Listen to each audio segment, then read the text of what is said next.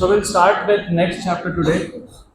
We will start with next chapter today, that is Newton's laws of motion, जिसको कुछ books में सिर्फ laws of motion बोलते हैं, कहीं पे न्यूटन लॉज ऑफ मोशन बोलते हैं. तो will start with next chapter, most important chapter and थोड़ा सा डिफिकल्ट भी लगेगा. डिफिकल्ट लगने से कुछ है नहीं वैसे इसमें, but sometimes it feels it is little difficult.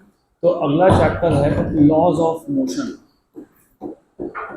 अब नाम में ही मोशन है, और मोशन चैप्टर आपने रिसेंटली कंप्लीट किया, chapter number 3, motion in 1D and motion in 2D. ये दोनों हमने इन डिटेल देखे. तो you must know what is motion. What is motion? What is the meaning of motion? Motion is the change in the position of object with time, right? So motion is the change in position, is a change in position of an object with time, with respect to time. Good. अभी physics में बहुत सारे अलग अलग branches होते हैं. जैसे for example if you remember optics is the study of light. Optics is the study of light. Mobile phone should go inside, या तो सीधा मेरे पास जमा हो जाएगा. तो optics is the study of light. Acoustics is the study of sound. ऐसे बहुत सारे ब्रांचेस है फिजिक्स में. So the branch of physics which deals with study of motion या फिर study of moving object is called as mechanics. और mechanics नाम का एक पूरा सब्जेक्ट आपको आता है फर्स्ट ईयर इंजीनियरिंग में, और वो थोड़ा सा डिफिकल्ट लगता है क्योंकि बेसिक्स नहीं पता होता. तो बेसिक्स यहाँ से डेवलप कर लो. तो द ब्रांच ऑफ फिजिक्स, तो जब भी तुम मोशन की बात करते हो ना, मोशन का स्टडी करते हो, तो it is under branch of physics known as mechanics. तो branch of physics which deals with moving objects, which deals with the study of moving objects भी बोल सकते हो, which deals with the study of moving objects. Moving objects is known as mechanics.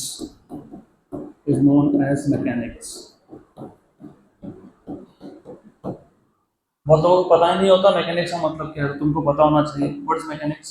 The branch of physics which deals with the study of moving objects is called as mechanics. अब mechanics के दो branches हैं. So mechanics can be further classified to 2 branches. एक को तुम बोलते हो statics, एक को तुम बोलते हो kinetics, not kinematics. It is called as kinetics. So mechanics can be further divided into 2 categories. Mechanics is divided into 2 categories. एक है statics.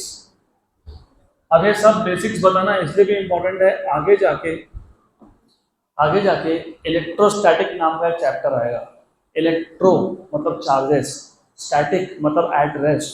So the study of charges at rest will be called as electrostatics. तो इसलिए पता होना चाहिए कि statics का मतलब क्या होता है. स्टैटिक्स मतलब the study of objects which are at rest. तो स्टैटिक्स. और दूसरा ब्रांच है kinetics. Kinetics is the study of moving objects. So it is the study of moving objects.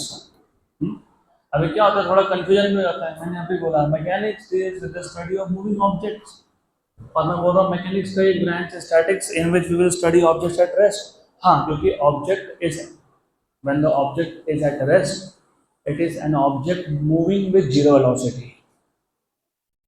Object rest है, तुम रेस्ट हो, मतलब क्या? तुम मूविंग हो. यस, तुम मूविंग हो, लेकिन तुम्हारा वेलोसिटी कितना है?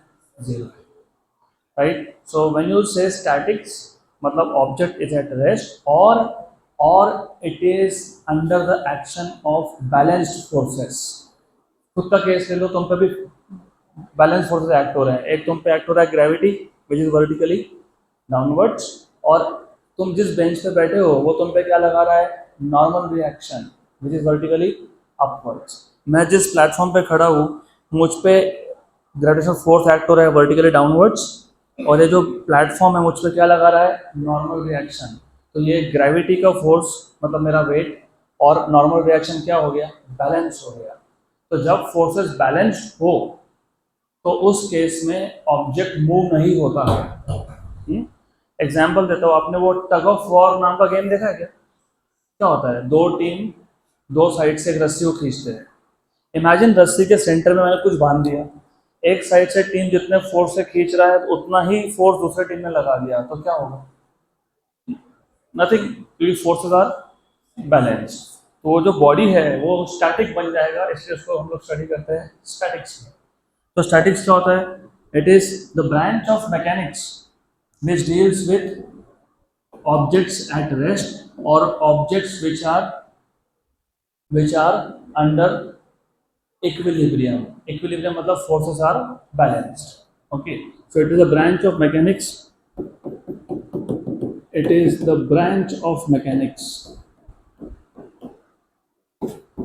Branch of mechanics which deals with or which studies which deals with objects at rest or under equilibrium और अंडर इक्विलिब्रियम मतलब फोर्सेस का बैलेंस्ड होना।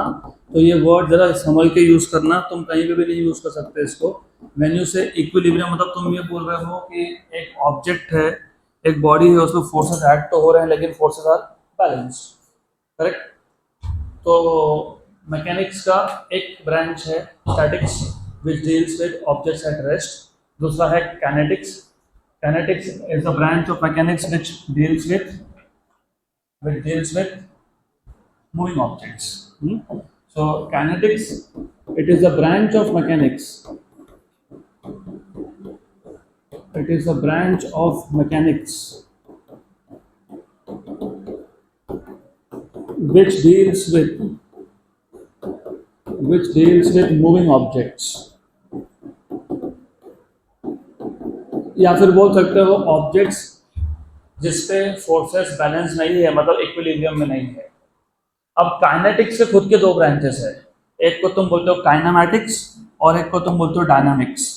तो ये इक्वेशंस ऑफ काइनेमैटिक्स तो हम लोगों ने लास्ट चैप्टर में डिराइव किए थे, याद है क्या? तीन equations, v equal to u plus 80, s equal to ut plus 1/2 80 square, v square equal to u square plus 2as।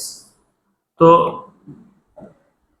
Kinetics can be further divided into two branches. पहला branch है kinematics, दूसरा branch है dynamics.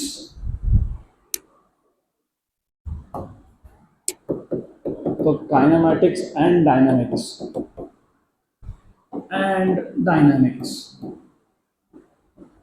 अब दोनों में difference क्या है? If you remember, ये काइनेमैटिक्स तो हमने रिसेंटली कंप्लीट किया लास्ट चैप्टर। काइनेमैटिक्स में हम लोग मोशन का स्टडी करते हैं, यस, लेकिन मोशन को प्रोड्यूस किसने किया, उसका कॉज क्या था, उसको स्टडी नहीं करते हैं। For example, just an example, let us take an object. मेरे पास एक ऑब्जेक्ट है, ये इनिशियली रेस्ट पे है, u इक्वल टू 0, राइट? मैंने इसको रिलीज कर दिया। मुझे समझना है कि आफ्टर टाइम 5 सेकेंड, 5 सेकेंड के बाद इसका स्पीड कितना होगा। तो कौन सा फॉर्मूला यूज करोगे? v equal to u plus 80, u 0 है, a की वैल्यू g है विच इज 10 और t की वैल्यू 5 है। तो 5 सेकेंड का स्पीड कितना हो गया? 50 मीटर पर सेकेंड। लेकिन हमने कहाँ बोला कि इस मोशन को प्रोड्यूस किसने किया? तो हम लोग जब मोशन का स्टडी करते हैं without considering the cause of motion, motion किसकी वजह से प्रोड्यूस हुआ उसकी बात ही नहीं कर रहे हैं हम लोग, हम सिर्फ मोशन का स्टडी कर रहे हैं without considering the cause of motion, उसको बोलते हो तुम काइनेमैटिक्स।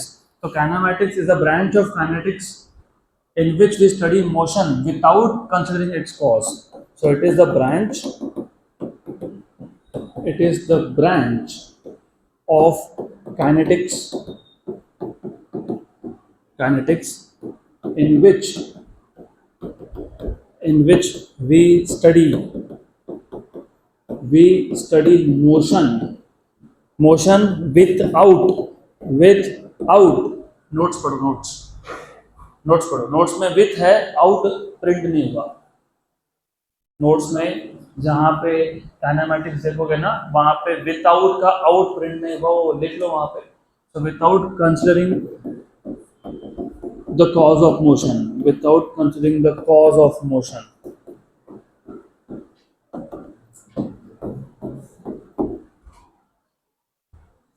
बराबर, गुड। तो विथ आउट, विथ लिखा है, आउट रह गया तो वो लिख लो। देन अभी आपको ये भी पता होना चाहिए कि हम लोगों ने, अभी मैंने बताया आपको, जस्ट मैंने बताया कि काइनेमैटिक्स में हम लोग तीन इक्वेशंस कौन से यूज करते हैं mostly. v equal to U plus A T, v square equal to U square plus 2as and s equal to ut plus 1/2 a t square. इसका मतलब पैरामीटर्स अंडर कंसिडरेशन। काइनेमैटिक्स में कौन से parameter का study कर रहे हो तुम स्टडी कर रहे हो डिस्टेंस का, डिस्प्लेसमेंट का, वेलोसिटी का, एक्सेलरेशन का, राइट। तो यहाँ पे in case of kinematics parameters under consideration are, so in kinematics parameters under consideration are कौन सा are distance, displacement, speed, velocity, acceleration, etc. Speed, velocity, acceleration, so on so forth.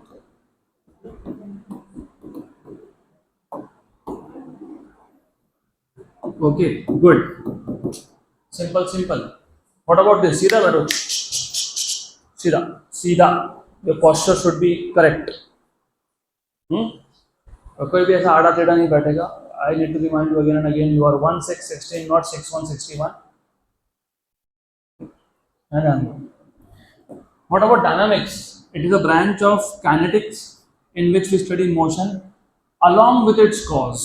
तो dynamics भी motion का ही study है, लेकिन इसमें हम लोग मोशन को प्रोड्यूस किसने किया उसका भी स्टडी करते हैं।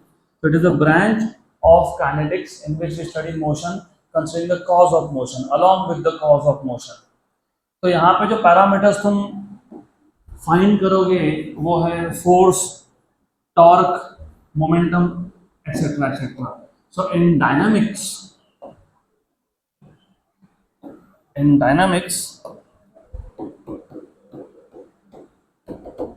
parameters under consideration are not distance, no, they are force,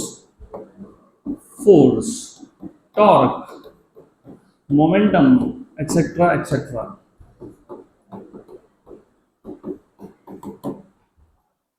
good. अब ये फोर्स क्या होता है, टॉर्क क्या होता है, मोमेंटम क्या होता है, एक एक करके बताऊंगा मैं एज एंड व्हेन रिक्वायर्ड। फिलहाल तो हमको सिर्फ इंट्रोडक्टरी पार्ट देखना था। फोर्स मैं सिर्फ बता देता हूँ व्हाट इज फोर्स।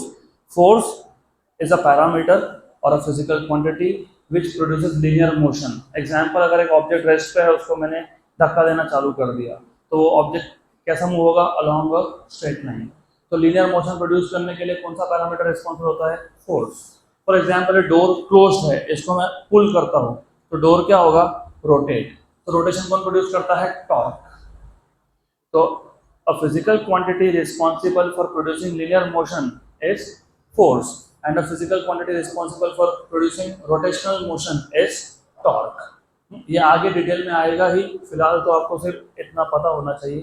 तो सो फार व्हाट वी हैव सीन, और धीरे धीरे डेप्थ बढ़ता जाएगा। ये इंट्रोडक्शन पहला लेक्चर बहुत सिंपल लगता है क्योंकि सिंपल है और ये सब चीज़ें पता होनी चाहिए। तो first of all we started with next chapter which is laws of motion. Laws of motion में सबसे पहले मोशन क्या होता है पता होना चाहिए। Motion is the change in the position of an object with time. जब एक ऑब्जेक्ट का पोजीशन विद टाइम चेंज होता जाएगा तो उसको क्या बोलोगे, it is in motion, number 1, right. Then what did we see today, the branch of physics which deals with moving objects is called as mechanics. Mechanics can be further classified into two branches, statics and kinetics.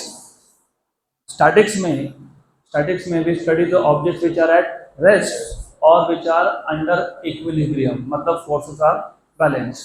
And kinetics में we study moving objects. और kinetics के दो branches है, कौन से दो branches है, kinematics and dynamics. Kinematics में we study the motion without considering the cause of motion. Motion को किसने प्रोड्यूस किया उसकी बात ही नहीं होती, We just study motion without its cause, that is kinematics. Parameters under study are distance, displacement, speed, velocity, acceleration, etc. etc. And dynamics में we study the motion along with the cause of the motion. Motion को किसने produce किया? Linear motion कौन produce करता है? Force. Rotational motion कौन produce करता है? टॉर्क। तो यहाँ पे हम लोग स्टडी करने वाले फोर्स एंड टॉर्क की। तो कम से कम इतना आपको पता होना चाहिए। Now in our day to day life we have seen different types of motion. तुमको पता है डे टू डे लाइफ में तुमने बहुत सारे टाइप के मोशन देखे हैं, देखते हो, रोज ही देखते हो। फॉर एग्जाम्पल अभी कब से मैं ना यहाँ से यहाँ जा रहा था, फिर यहाँ पे मैं वापस टर्न मार के आ रहा था, फिर मैं वापस यहाँ से यहाँ जा रहा था, फिर मैं वापस घूम के वापस अपनी जगह पर जा रहा था। इसको पता है क्या बोलते हो? पता है क्या बोलते हैं इसको? Oscillatory motion. क्या बोलते हैं इसको? Oscillatory motion. So in our day to day life we experience, we see different types of motion, जैसे linear motion, जैसे circular motion। circular motion को तुम rotational motion भी बोल सकते हो, या फिर जैसे oscillatory motion। और हर एक मोशन के लिए एक क्वेश्चन था सीईटी में और नीट में, दोनों में था। मोशन का जो पाथ होता है, जैसे हमने प्रोजेक्टाइल मोशन में देखा था ट्रैजेक्टरी पाथ, वो कौन डिसाइड करता है? वो डिसाइड करता है इनिशियल वेलोसिटी और एक्सेलरेशन। ऐसा क्वेश्चन था, which of the following parameters decide the path और trajectory of motion? Option A speed, option B initial velocity, option C acceleration, option D both B and C. तो who decides trajectory? Both B and C, initial velocity and acceleration. तो हम जो day to day life में different types के motion देखते हैं, वो motion को डिसाइड कौन करता है कि वो मोशन लीनियर होगा क्या, सर्कुलर होगा क्या, या फिर प्रोजेक्टाइल मोशन होगा? मतलब प्रोजेक्टाइल मोशन को पैराबोलिक मोशन भी बोलते हैं। तो कौन डिसाइड करता है वो? Initial velocity and acceleration, initial velocity and acceleration. Class के बाद जरा फोन जमा करो तुम्हारा। तो ध्यान है आप। Good. I want to be in good company.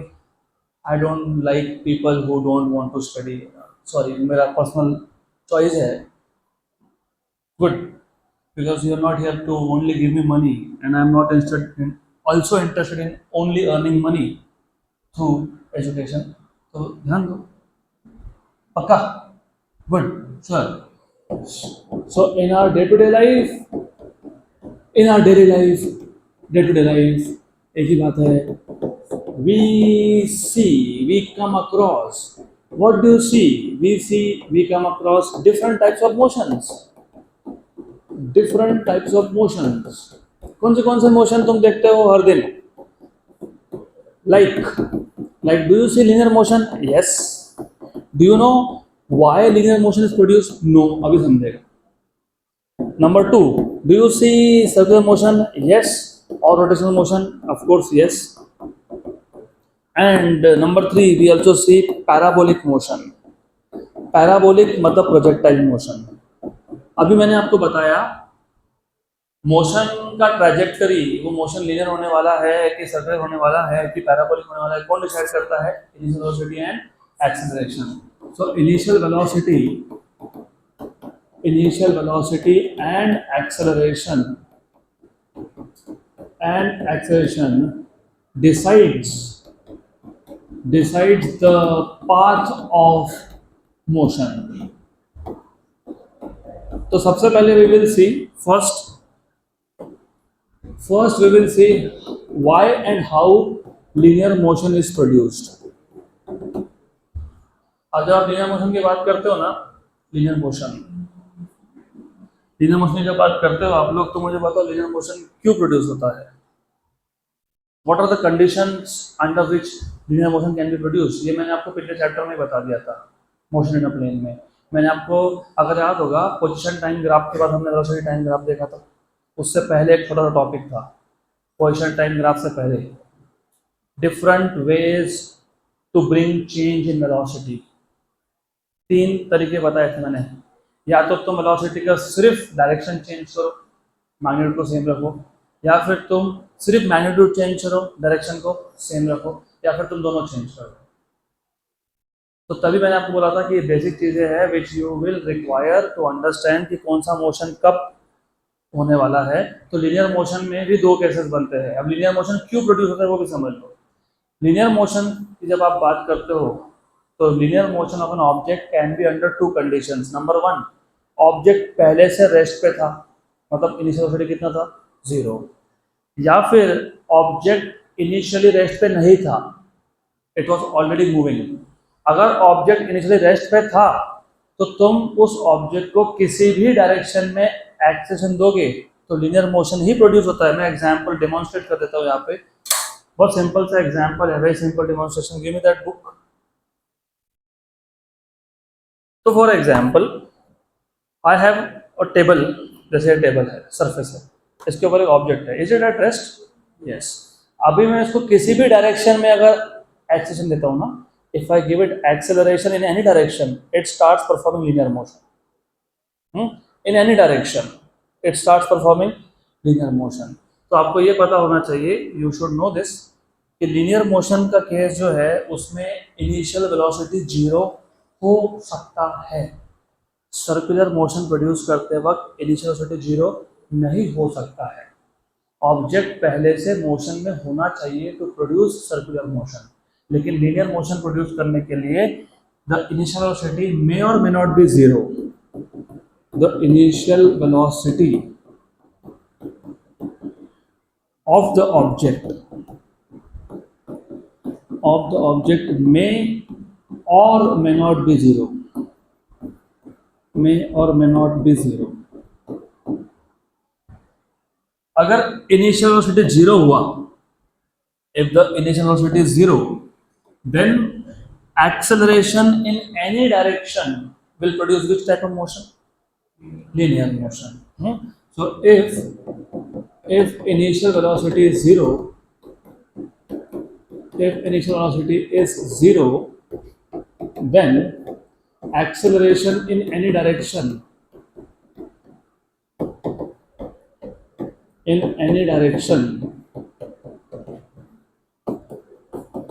will produce linear motion,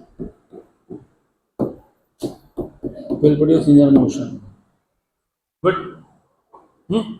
और अगर इनिशियल वेलोसिटी 0 नहीं है, फॉर एग्जांपल एक ऑब्जेक्ट था जो मूव हो रहा था towards east, but already move हो रहा है, लीनियर मोशन में है, तो अब आपको एक्सीलरेशन या तो in the direction of motion देना पड़ेगा या तो फिर opposite to the direction of motion. मतलब in this case acceleration should be इधर पैरेलल टू इनिशियल वेलोसिटी और एंटी पैरेलल, पैरेलल और एंटी पैरेलल। इसको बोलते हो इन लाइन। क्या बोलते हैं? In line. बराबर जिस डायरेक्शन में मोशन हो रहा है, मतलब जिस डायरेक्शन में इनिशियल वेलोसिटी है, उसी डायरेक्शन में या उसके अपोजिट डायरेक्शन में आपको एक्सेशन देना पड़ेगा, so that the body continues to be in linear motion. अगर बॉडी जा रहा है एक्स में, तुमने फोर्स लगा दिया वाई में, पाथ चेंज हो गया, तो अभी वो लीनियर मोशन परफॉर्म करेगा क्या? नो। तो रिमेंबर, अगर इनिशियल स्पीड, इनिशियल वेलोसिटी 0 था तो कोई फर्क नहीं पड़ता, तुम किसी भी डायरेक्शन में उसको एक्सेशन दे दो, it will perform linear motion। but if initial velocity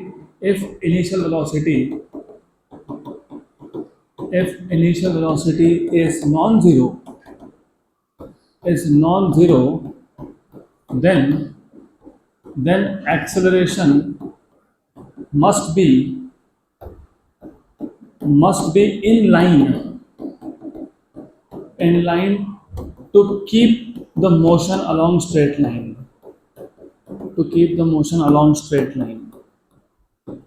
in line मतलब in the direction of motion या तो opposite to that of direction of motion. और ये बहुत छोटे छोटे चीज़ें हैं जो आपको आगे जाके क्वेश्चन सॉल्व करने में लगने ही वाला है। बेसिक्स पता होगा तो हायर लेवल के क्वेश्चन अपने आप सॉल्व होते हैं, बट यही नहीं पता होगा तो फिर गए। बहुत बेसिक चीज़ें हैं that you have to know this.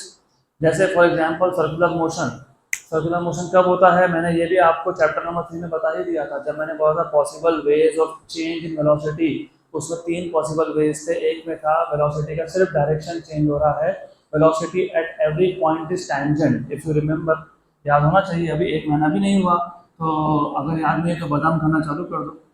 हाँ, अगर फिर भी याद नहीं है तो क्लास में ध्यान देना चालू कर दो। तो for example you must know this, अगर हमारे पास एक ऑब्जेक्ट है जिसका वेलोसिटी का सिर्फ डायरेक्शन चेंज हो रहा है, मैग्नीट्यूड सेम है, मैंने बताया था आपको कि सिर्फ डायरेक्शन चेंज होना, मैग्नीट्यूड सेम होना, और यहाँ पे वेलोसिटी हमेशा टैंजेंट होना, राइट। तो ऐसे केस में when only direction is changing, direction किसका, वेलोसिटी का, तो in such cases acceleration is always always always perpendicular to velocity. तो सर्कुलर मोशन प्रोड्यूस करने के लिए कंडीशन क्या है, इनिशियल वेलोसिटी को एक्सेलरेशन क्या होना चाहिए, परपेंडिकुलर होना चाहिए। जो सेकेंड टाइप का मोशन है, तो कोई भी मोशन अपने आप प्रोड्यूस नहीं होता है, ये सारे पैरामीटर्स इन्वॉल्व होते हैं। जैसे तुमने देखा कि लीनियर मोशन प्रोड्यूस करने के लिए क्या कंडीशन है, लीनियर मोशन प्रोड्यूस करने के लिए अगर ऑब्जेक्ट इनिशियली रेस्ट पे था, इनिशियल वेलोसिटी 0 था, तो कोई फर्क नहीं पड़ता, तुम किसी भी डायरेक्शन में उसको एक्सेलरेशन दे दो, it will start performing which motion, linear motion. Example example example, ये ऑब्जेक्ट है, रेस्ट में है, यस, इसको छोड़ दिया तो एक्सेलरेशन कहाँ पे, वर्टिकली डाउनवर्ड। तो ये ऑब्जेक्ट भी कैसा मूव होगा, अलोंग अ स्ट्रेट लाइन। गया क्या सर्कल में, गया क्या, नहीं गया ना, तो ये सर्कल में नहीं गया क्योंकि ये इनिशियली रेस्ट पे था। तो इनिशियली अगर रेस्ट पे कोई ऑब्जेक्ट हो, किसी भी डायरेक्शन में एक्सेलरेशन दे दो तो लीनियर मोशन ही होगा। अगर अगर इनिशियली ऑब्जेक्ट रेस्ट पे नहीं हो, मतलब इनिशियल वेलोसिटी की वैल्यू 0 नहीं हो, तुमने अगर इन the direction of motion acceleration दिया तो लीनियर मोशन ही कंटिन्यू रहता है। अगर तुमने परपेंडिकुलर एक्सेलरेशन दे दिया तो क्या बन जाता है, सर्कुलर। क्या बन जाता है, सर्कुलर। एग्जाम्पल, एक ऑब्जेक्ट अलॉन्ग एक्स एक्सिस जा रहा था, मैंने वाई डायरेक्शन में उसको एक्सेलरेशन दे दिया, तो वो क्या परफॉर्म करने लगेगा, क्या करेगा, सर्कुलर मोशन। और इसको बहुत लाइटली लेना नहीं, क्योंकि एक चैप्टर आएगा 12th में, बहुत इंपॉर्टेंट चैप्टर है जिसका नाम है magnetic field to electric current. वहाँ पे तुमको ऐसे केसेस भी होंगे कि इलेक्ट्रॉन है जो मूव हो रहा है along the straight line with some velocity v bar. अब तुमने लगा दिया मैग्नेटिक फील्ड, मैग्नेटिक फील्ड लगाना मतलब मैग्नेटिक फोर्स लगाना, फोर्स लगाना मतलब एक्सेलरेशन लगाना। फिर आपको ये पता होना चाहिए कि उस केस में वेलोसिटी को परपेंडिकुलर अगर फोर्स हो गया, कौन सा फोर्स, मैग्नेटिक फोर्स, तो जो इलेक्ट्रॉन सीधा जा रहा था, पता है अभी क्या करेगा वो, क्या करेगा पता है वो, गोल गोल घूमेगा, राउंड एंड राउंड। गुड। तो this basic fundamental things are developing to solve questions of CET, JEE and NEET. Then so second type of motion, circular motion. अब बताओ, सर्कुलर मोशन में पहली बार तो इनिशियल वेलोसिटी की वैल्यू 0 हो सकती है क्या, नहीं हो सकती है, right, correct. And then what should be the direction of acceleration, perpendicular to initial velocity. So if the direction, if the direction of acceleration, if the direction of acceleration is perpendicular to initial velocity, to initial velocity, then the resultant motion is which type of motion, is circular motion, is circular motion। Condition है यहाँ, कौन सा condition, perpendicular. तुम दोनों जरा separate हो जाओ, हाँ, आप आगे आ जाइए, yes. Wait, it is not good, it is going all into recording, that's why I don't want to take your names, but अगली बार से साथ में नहीं बैठोगे। Thank you so much, both of you. Rules are same for everyone, and not you. जल्दी जल्दी जल्दी, we are live, जल्दी। Thank you so much, good।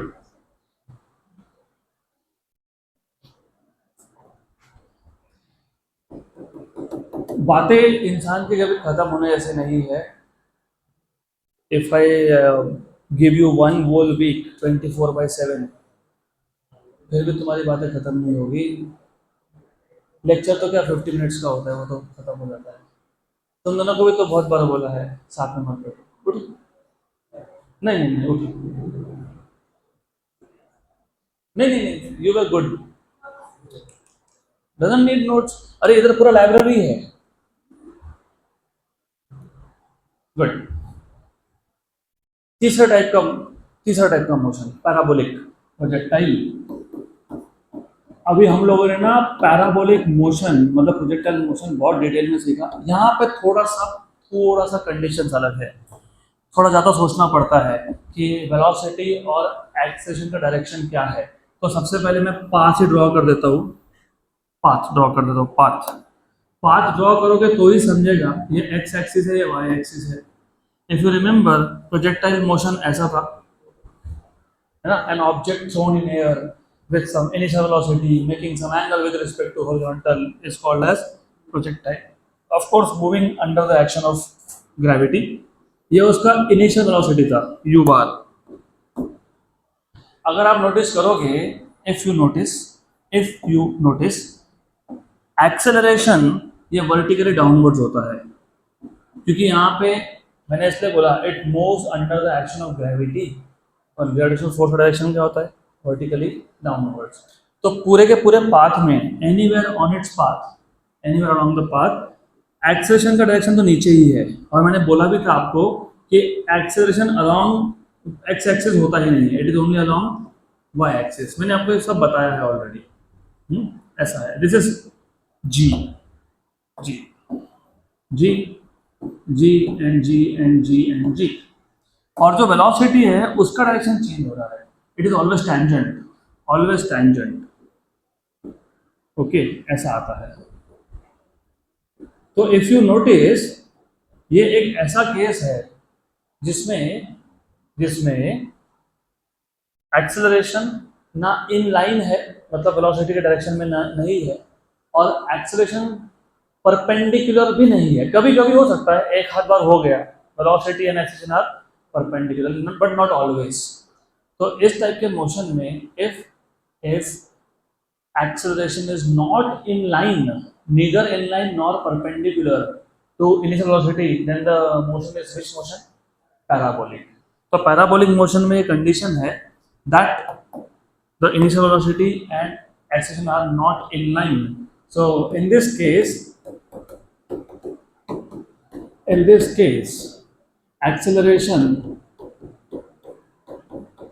acceleration is in line, is not in line, sorry, is not in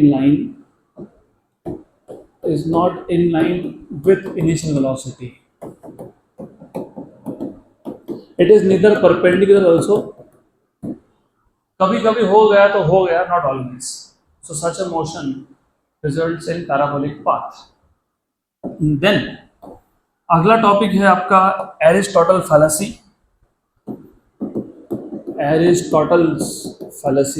You know what is the meaning of fallacy? पता है, false concept, गलत फहमी, उसको fallacy बोलते हैं।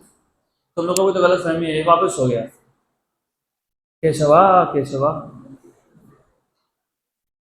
शिकाल तर टिकाल नहीं तो गरीब असाल।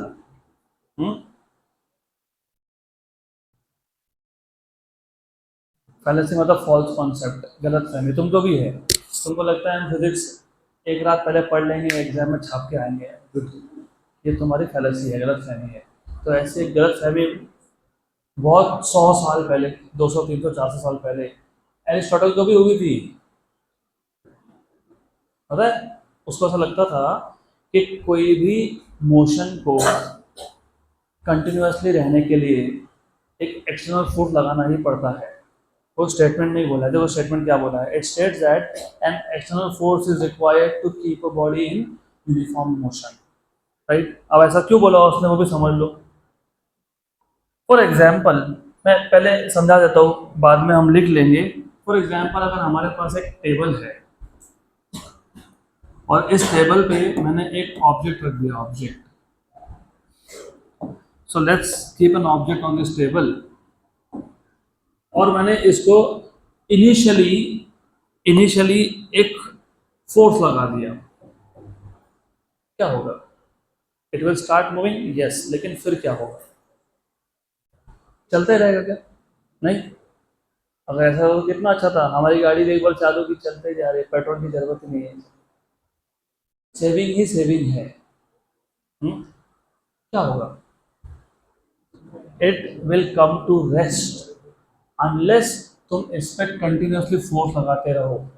तो एरिस्टोटल के हिसाब से कोई भी बॉडी यूनिफॉर्म मोशन में रह ही नहीं सकता जब तक तुम उस पर एक कांस्टेंट फोर्स लगाते नहीं रहोगे। तो it states that an external force is required to keep what, to keep, लिखा है ना वहाँ पे, to keep a body in uniform motion. So it states that an external force is required to keep a body in uniform motion.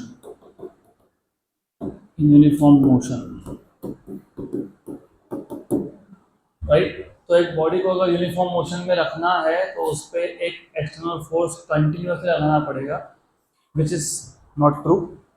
तो Galileo, पता सुना है, नाम तो सुना ही होगा, गैलीलियो सुना है। गैलीलियो ने बोला भाई एरिस्टोटल, ऐसा भाई नहीं बोला, वो तो हम लोग बोलते हैं, उनकी भाषा में, हमारी भाषा, ये तो गलत बोल रहे हो।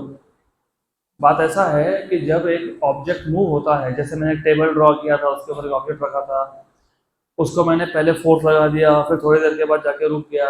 अगर उसको रुकना नहीं है तो कंटिन्यूस फोर्स लगाना पड़ेगा, सही है, but under a condition.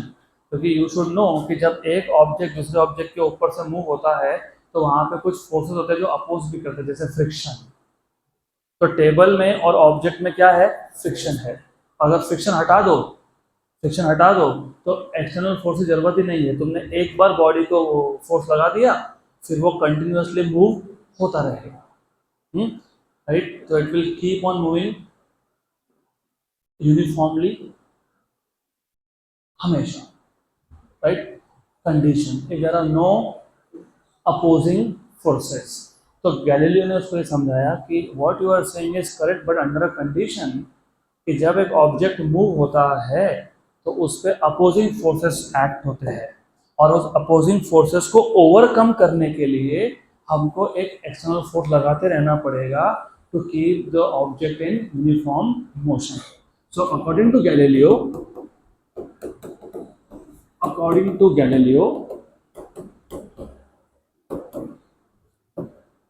Opposing forces और रेजिस्टिव फोर्सेस, रेजिस्टिव जो रेजिस्ट करता है, जो अपोज करता है, resistive forces acts on moving objects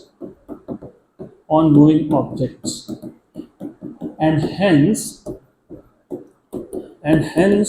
to keep the object in uniform motion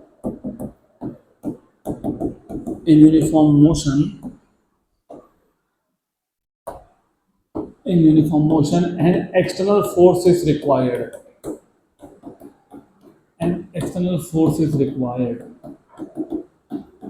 अगर ये अपोजिंग फोर्स नहीं हो तो हमको ऑब्जेक्ट को यूनिफॉर्म मोशन में रखने के लिए एक्सटर्नल फोर्स की जरूरत पड़ने वाली है क्या?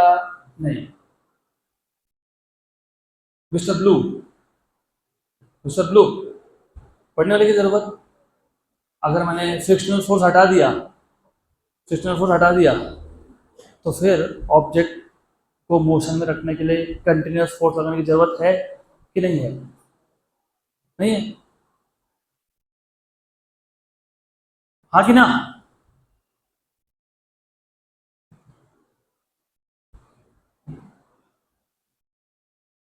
ये कहाँ आ गए हम,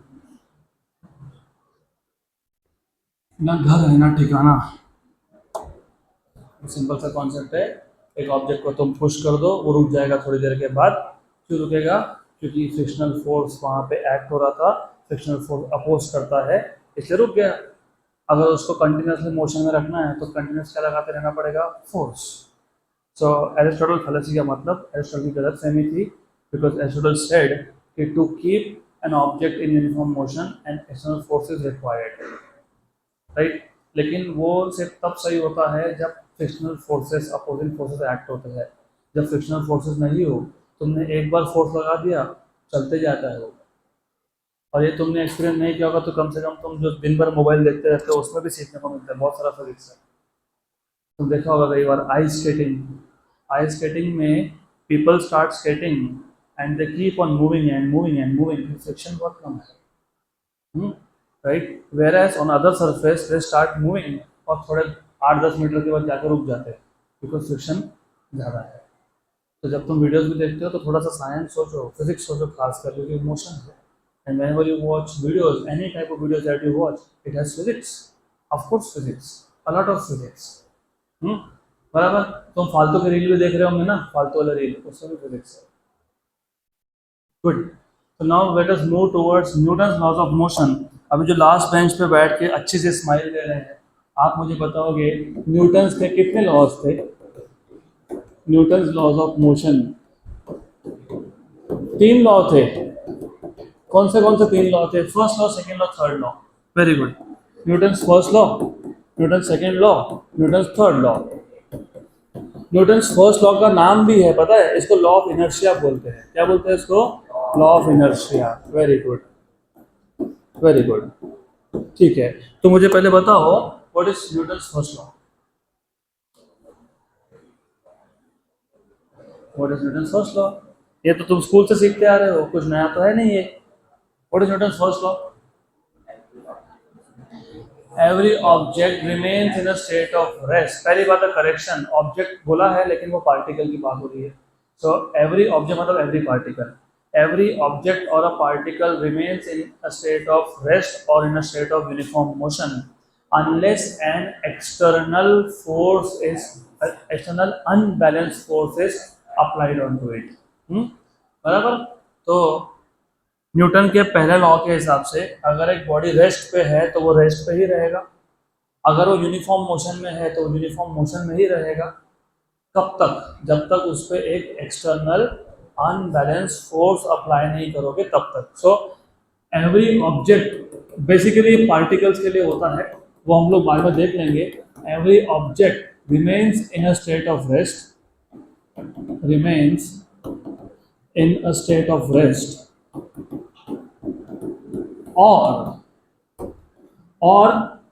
or in a state of uniform motion, or in a state of uniform motion। ये तुम पे ज्यादा एप्लीकेबल है।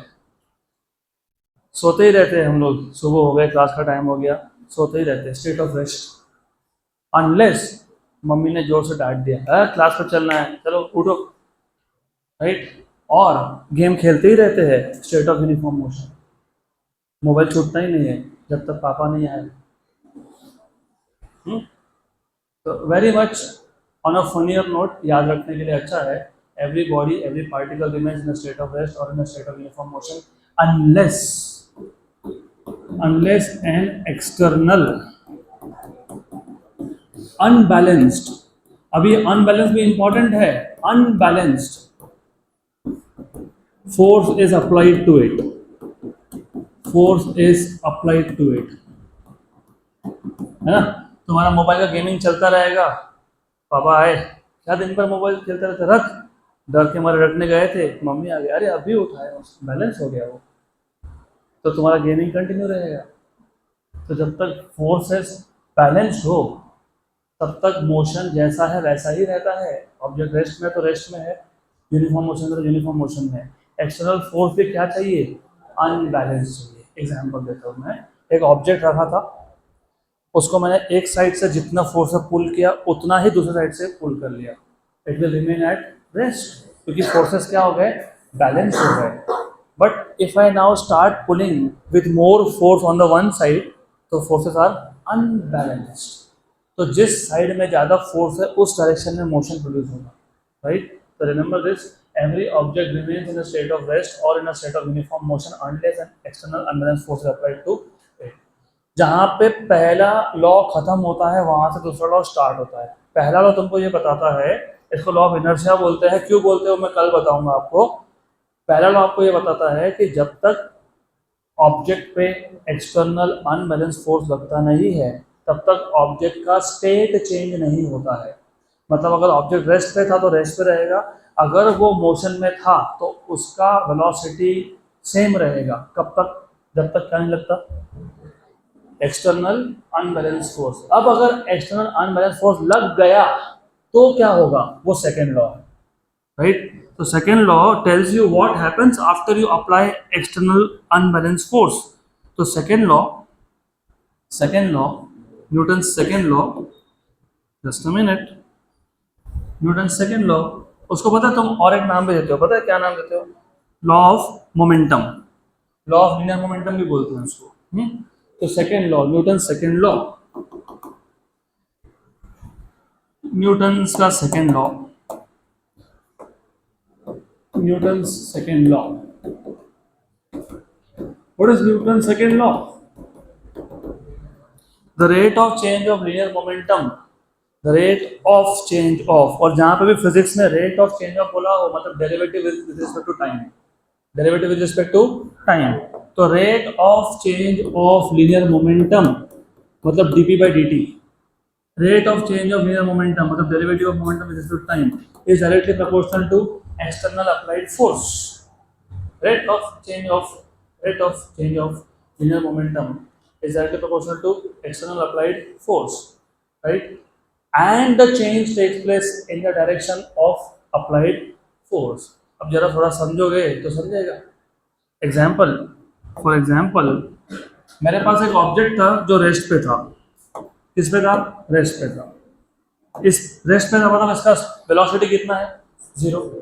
अगर मैं इसको x डायरेक्शन में एक फोर्स लगा देता हूँ, एक्सटर्नल अनबैलेंस फोर्स लगा देता हूँ, कुछ डायरेक्शन में लगाया x, तो अभी वेलोसिटी 0 रहेगा क्या, वेलोसिटी 0 रहेगा कि चेंज हो जाएगा, चेंज हो जाएगा। Very good, velocity becomes non zero.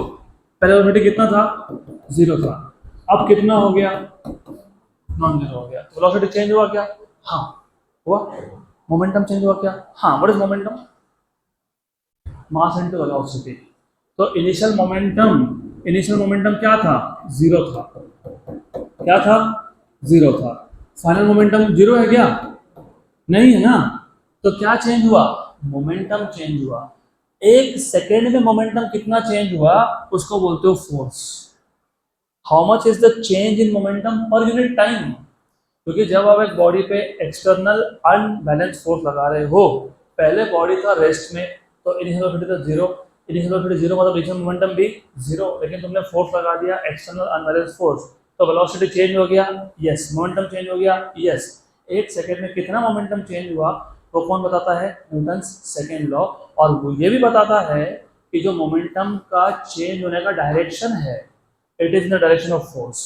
Force अगर टुवर्ड्स एक्स एक्सिस है तो मोमेंटम का चेंज भी टुवर्ड्स एक्स एक्सिस है। तो इसको डिफाइन कैसे करेंगे, इट स्टेट्स दैट, डायरेक्ट लिख देता हूं मैं, rate of change of linear momentum, rate of change of linear momentum of a body is directly proportional to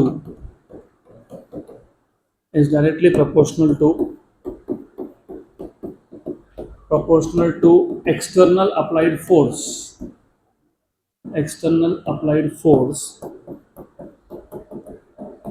and the change takes place in the direction of force, in the direction of applied force। Therefore dp by dt equals to f। लेकिन आप लोगों ने तो कुछ और ही सुन के रखा है, सुना है क्या, force equals to ma। Yes, ये कहां से आया फिर, ये यहां से आया। What is momentum, mass into velocity. अब डू यू रिमेम्बर हमने डेरिवेटिव सीखे थे, याद है कि डेरिवेटिव सीखे थे क्या, derivative one function into another function क्या था, पहले फंक्शन को कांस्टेंट मान लो, बाहर रखो, दूसरे का डेरिवेटिव लो, प्लस दूसरे को कांस्टेंट मान लो, पहले का डेरिवेटिव लो। यस, हाँ कि ना, यस और नो, यस। पर आपने कभी ऐसा सुना है कि एक ऑब्जेक्ट था जिसका मास था 1 kg और वो मूव होने लगा, उसका मास हो गया 1/2 kg, सुना है ऐसा। तो नॉर्मली जब ऑब्जेक्ट मोशन में होता है उसका मास चेंज नहीं होता है, मतलब मास कांस्टेंट होता है। What is derivative of a constant? Zero. तो dm/dt क्या है? जीरो है। तो f bar equals to second term क्या हो गया? जीरो हो गया। पहला टर्म देखते हैं। What is velocity upon time? What is change in velocity upon time? Acceleration. तो ये du/dt कौन है? Change in velocity upon time है। तो ये कौन है? एक्सीलरेशन। तो फोर्स इक्वल टू क्या हो गया? Mass into acceleration. तो ये ऐसा आता है। और ये बहुत सिंप्लीफाइड केस है, क्योंकि हम ऐसा मान के चल रहे हैं कि जब ऑब्जेक्ट मोशन में है तो उसका मास चेंज नहीं हो रहा है, ऐसा हम मान के चल रहे हैं। लेकिन तुमको पता है क्या होता है? पता है रॉकेट के केस में, जब रॉकेट लॉन्च होता है ना, तो रॉकेट के अंदर बहुत ज़्यादा फ्यूल होता है और रॉकेट को ग्रेविटी को ओवरकम करके ऊपर जाना है, तो बहुत सारा फ्यूल बर्न होता है, बर्न जल जाता है और वो गैसेस के फॉर्म में रॉकेट से बाहर ले जाता है। तो उस केस में रॉकेट का मास भी चेंज हो रहा है। तो हमेशा मास कांस्टेंट है ऐसा नहीं भी होगा, तो वो क्वेश्चन टू क्वेश्चन देखना पड़ेगा। फिलहाल हम लोग बहुत सिंप्लीफाइड केस स्टडी कर रहे थे। हमने मान लिया था कि ऑब्जेक्ट मोशन में है तो मास उसका कांस्टेंट है और कांस्टेंट का डेरिवेटिव क्या होता है? जीरो। और ये जो du/dt है वो एक्सेलरेशन है, तो फोर्स क्या बन गया? Mass into acceleration. तीसरा लॉ बताओ, न्यूटन थर्ड लॉ। जिनसे पूछा है वही बताए। Newton third law. What you were doing was action. What I told you is reaction. So to every action there is equal but opposite reaction. You were talking to your friend, was your action. I told you to pay attention, it was reaction. So to every action there is equal but opposite reaction. So क्या लिखे फिर? Every action has equal but opposite reaction. तो दिया आपको third law के form में लिखा हुआ कहीं तो, है ना? To every action there exist equal and opposite reaction.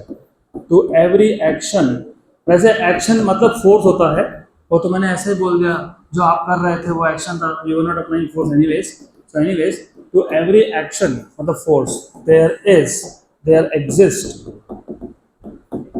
Equal but opposite reaction, equal but opposite reaction. Reaction भी फोर्स होता है। मैं एग्जांपल बताता हूँ। तुम जिस बेंच पे बैठे हो, तुम्हारा वेट उस बेंच पे एक्शन है और बेंच तुम पे लगा रहा है reaction, which is equal and opposite. अगर वैसा नहीं होता तो क्या होता? मान लो एक्शन ज्यादा होता, मतलब तुम्हारा वेट ज्यादा होता, बेंच टूट जाता, तुम नीचे गिर जाते। और अगर रिएक्शन ज्यादा होता तो बेंच पता क्या करता? तुम कैसा ऊपर थ्रो कर देता हवा में। So to every action there is equal but opposite reaction. Action and reaction both are forces. पक्का पक्का? गुड। इसके आगे का हम लोग करेंगे, कंटिन्यू करेंगे।